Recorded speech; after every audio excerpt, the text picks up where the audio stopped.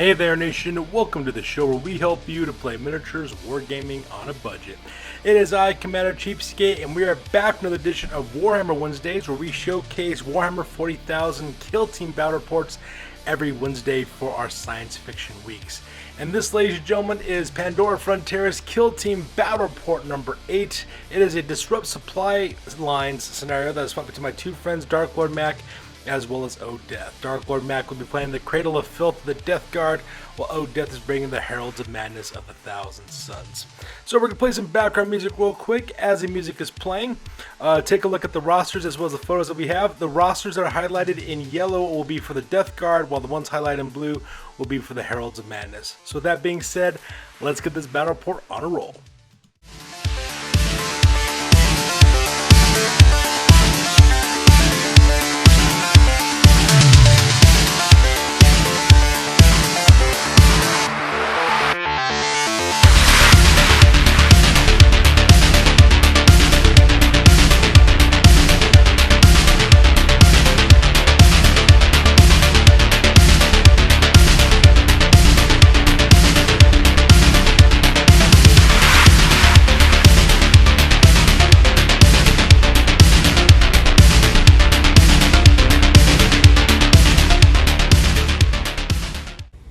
Ladies and gentlemen, boys and girls, dying times here.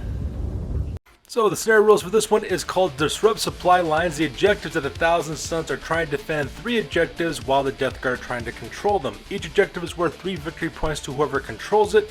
Death Guard scores an additional victory point if they destroy the objective, and the player with the most victory points is the winner.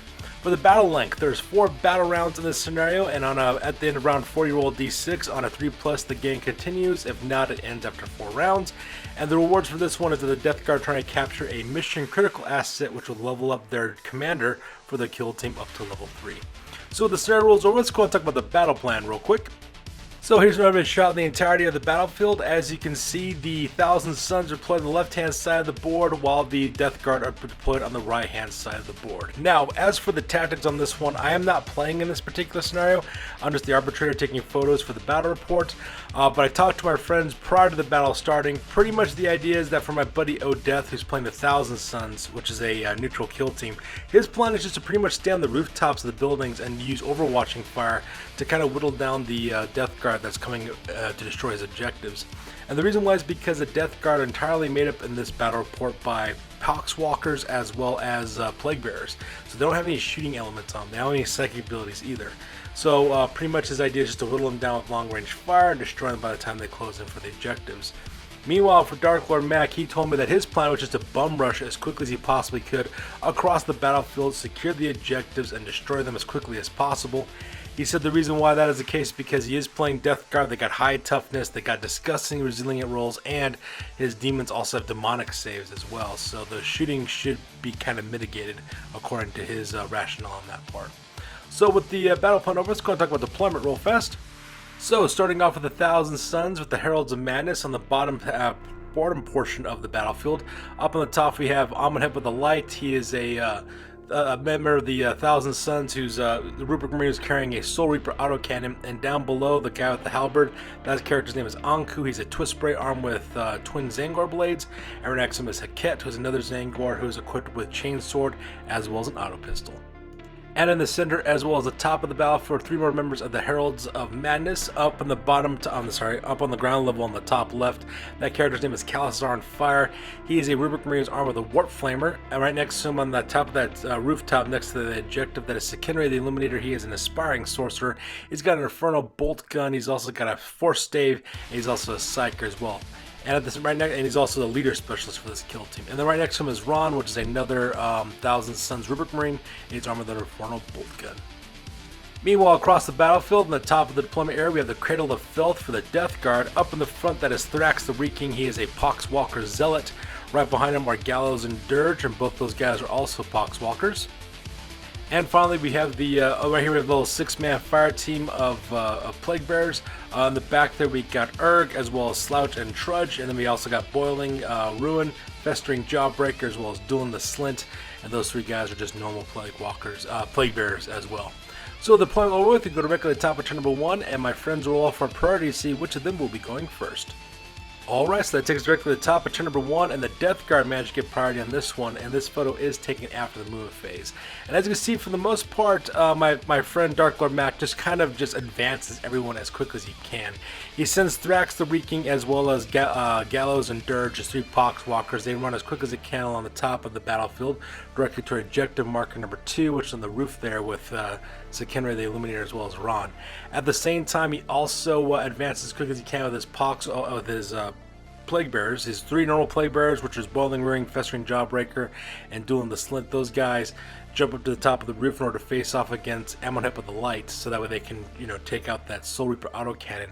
While the other 3 characters, Slouch, Trudge, and Boiling Ruin, those guys run down the center of the highway and directly to objective marker number 3, which is the bottom of the screen. Meanwhile, on the other hand, my friend O'Death, he basically puts a couple of ready markers on Amonhep of the Light, as well as Ron, as well as Sekenre the Illuminator, so that way they can shoot first in the shooting phase. He does try to charge forward with his 2 Zangor, which is Anku and Heket. I believe Heket was the one who failed, while Anku managed to charge correctly in close combat. And finally, at the top there, Calazar on Fire just kind of scoots around the corner, so that way he can open up with his Warp Flamer. And that pretty much makes the move phase for this one. So here's a close-up of Amonhep of the Light with a ready marker getting ready to blast these 3 Plague Bearers, which are Festering Jawbreaker, Boiling Ruin, as well as Dueling the Slint. And finally down below here in the ground level next to the main highway, you can see we have Urge as well as Slouch as well as Trudge. Those 3 guys are making their way down the main road. Heket goes directly into Trudge, I believe is who that is. And right behind him, Anku just kind of fails his charge, but kind of moves up forward 2 inches. And here's a close-up of Thrax the Reeking as well as Gallows and Dirge, advancing as quick as they can directly to the objective on the rooftop of that shanty. And here's a close-up of Sekenre the Illuminator as well as Ron. Both those guys have ready markers on them, so that way they can shoot first during the shooting phase. And finally, here's a close-up of Calazar on Fire, who's also got a ready marker on him as well, so that way he can shoot first with his Warp Flamer. So with the move phase over with, we go directly to the Psychic phase. And in the Psychic phase, disaster strikes for the Heralds of Madness. My friend O'Death decides to activate Sekenre the Illuminator to fire a Psybolt directly at Thrax the Reeking. Unfortunately, though, when he rolled for his test to see if he can get that psychic ability off, he rolled boxcars on that one, which means everybody within 3 inches of that caster, as well as himself, suffers D3 mortal wounds. And to make matters worse, both those guys get taken out of action from those mortal wounds as well. So just like that, pretty much a third of my friend O'Death's kill team had just vanished off the table, just basically exploding in a giant fireball of psychic energy, which is all kinds of crazy. So the psychic phase is over with, we go directly to the shooting phase. And in the shooting phase, Calazar on Fire opens up with his Warp Flamer directly into Thrax the Reeking. Managed to put 3 wounds on that guy as well. Now, Thrax the Reeking was able to disgustingly resilient save 2 of them, but the last one was the one that slipped through, and we rolled for injuries, rolled a 5, so because of that, Thrax the Reeking goes out of action. Meanwhile, on the top of the rooftop here, Amonhep of the Light opens fire with his Reaper autocannon. He actually managed to hit and wound 4 different times with that Reaper autocannon. Unfortunately for him, though, Dark Lord Mac is making his disgustingly resilient ward saves as well as demonic ward saves like a boss. So because I know those shots managed to hit any of them, well, managed to hit them, but doesn't manage to wound any of them as well. So things are not looking very good right now for the Thousand Suns. So the shooting phase is over with, we go directly to the combat phase. And the combat phase, Heket as well as Trudge throw it down to the combat phase. But unfortunately for both those guys, though, they fail their combat, weren't able to hit anybody. So because of that, they'll be engaged for another round of combat for that. So the combat phase over with, we skip the morale phase. And the reason why we skip the morale phase is because I forgot to take a photo of the morale phase. I do apologize for that. Pretty much what ended up happening is that my friend O'Death had to take a morale test and see if his kill team was broken because of the losses he took. But he managed to pass that no problem, so everything is fine. So that takes us with the overhead shot at the end of turn number 1. As you can see, pretty much the plans are working out for the most part for the Death Guard anyways. The Death Guard are just swarming across the battlefield as quick as they can with their demons as well as their Poxwalkers. Meanwhile, the Thousand Suns center is breaking because Sekenre the Illuminator and Ron got destroyed in a ball of psychic energy from perils of the warp, while Calazar on Fire and Amonhep of the Light as well as Anku and Heket trying to hold back the tide of demons that are coming their way. So at the end of turn number 1 over with, we go directly to the top of turn number 2, and once again, my friends roll off for priority to see which of them will be going first.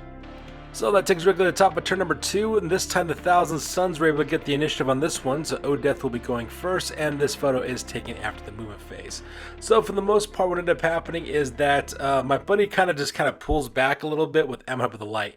He actually falls back and actually has him advance backwards. The guy goes off the edge of the building and goes over to secure the bottom objective marker there on the bottom third of the battlefield. Meanwhile, Anku goes charging in directly into Urg the Pestilent, which is the Plague Bearer.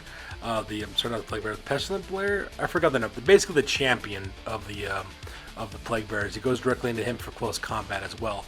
Meanwhile, Kalazar on fire, he actually just moves directly to the rooftop of the second objective marker. The reason why is because he doesn't suffer any penalties for moving and shooting with an assault weapon with his Warp Flamer. Now, meanwhile, while that's taking place, pretty much the rest of the Death Guard just kind of advance forward as quickly as they can. Slouch, which is one of the Plague Bearers along the main highway, he charges directly into Hiket and engages that guy in close combat, so that way it's 2 against 1 odds. Meanwhile, the rest of the kill team advances forward. Boiling Ruin, Festering Jawbreaker, and Dueling the Slint, they advance across the rooftop, heading directly towards Emhub of the Light. One of them actually goes off the building while the other 2 goes to the edge.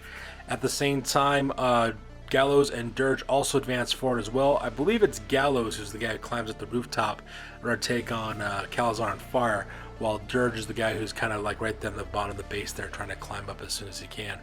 And that pretty much makes it the move phase for this one.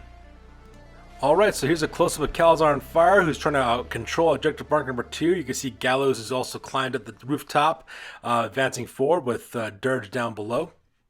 And here's a close-up of the melee that's breaking out in the middle of the battlefield. As you can see, Anku charged directly into Urg the Pestilent, which is the leader of the Plague Bearers. Meanwhile, Hiket is still taking on 2 fighters now, taking on both Slouch Glibble Glory as well as Trudge, and both those guys will be facing up against that one Lone Zangor.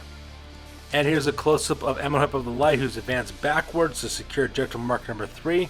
You could also see that Boiling Ruin, Festering Jawbreaker, as well as Dueling the Slint, those guys advance forward with Boiling Ruin dropping down to the ground, while Festering Jawbreaker as well as Dueling the Slint are still on the roof of the shanty there as well.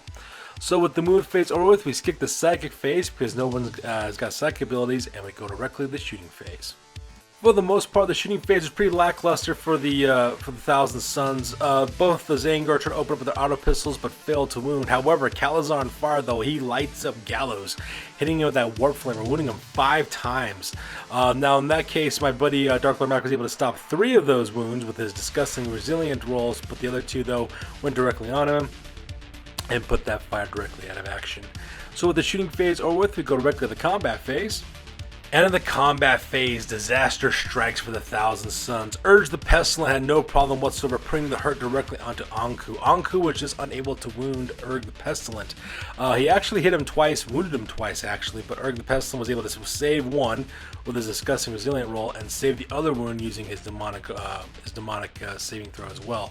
So because of that, he counterattacks and managed to hit Anku, managed to put that guy out of action. So that part was horrible. Meanwhile, at the same time, Slouch and Trudge, they also fight against Hiket. Now, Hiket fails to wound against Slouch. However, it was Trudge, the musician who charged in the second one.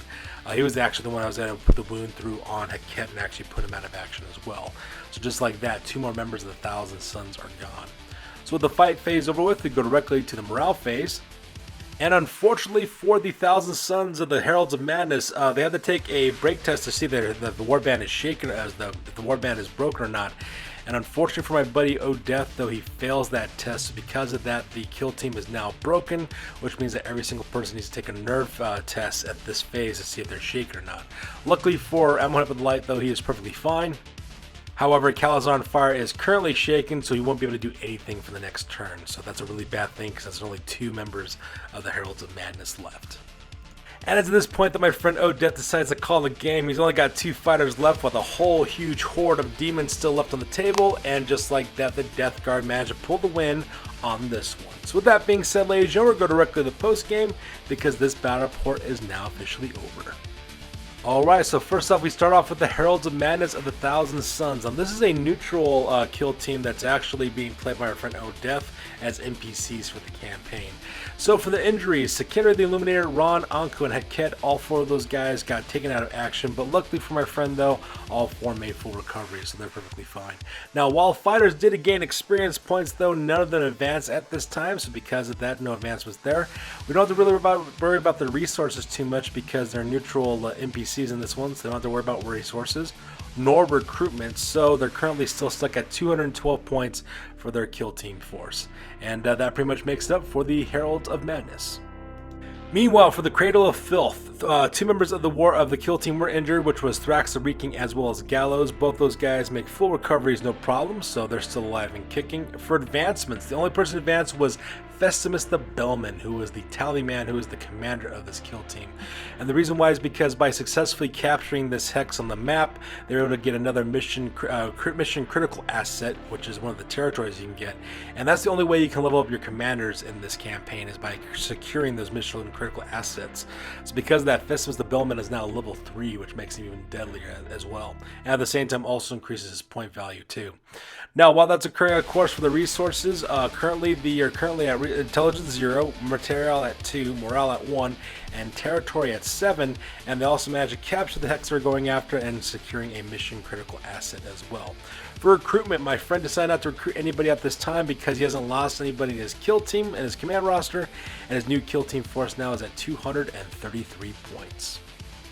And this is what the state looks like of the map at the end of turn number 3. As you can see, we have a huge chunks of territory being controlled now by Orcs, Death Guard, Gene Stealer cults, as well as the Adeptus Astartes as well. As you see, quite a bit of territory has been taken over at this point. Now, unfortunately, this also brings about the end of turn number 3 for our campaign. At the same time, this also kind of ends our kilting campaign, our map-based campaign prematurely. And the reason why is because right now my channel, we're playing a Necromunda campaign right now, which is called Anarchy Road, which is a vehicle-based narrative campaign that's set in the Ash Wastes of Necromunda. And what's happening is that originally with COVID-19 and all that going on, my friends and I couldn't really get together all that much to play some games like that and are gathered into large groups. But as things are improving over time, my friends are feeling more likely to, come in and play Necromunda now. And 3 of my players who are on this one, the 3 players who run this, they want in on the Necromunda campaign that we're doing, so they want to play that instead. So because of that, my friends are doing me a huge favor by playing my games on my channel, so that way I can make videos for them. So I really can't force my friends to do that, to play this map-based campaign, because, they're doing me the favor, so that way I can make content. So I really can't complain about that.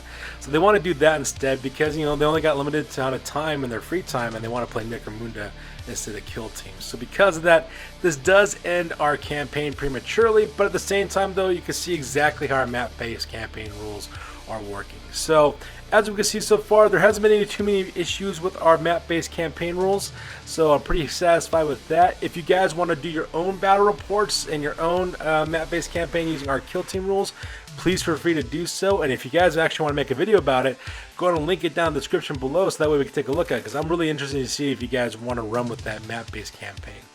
But there you have it, you guys. That's good to do for this one. As always, please feel free to like, comment, and or subscribe. Your guys' input is invaluable to us as always. Also check us out on Facebook, Instagram, as well as blogger.com for all the latest, greatest hobby news related to our channel.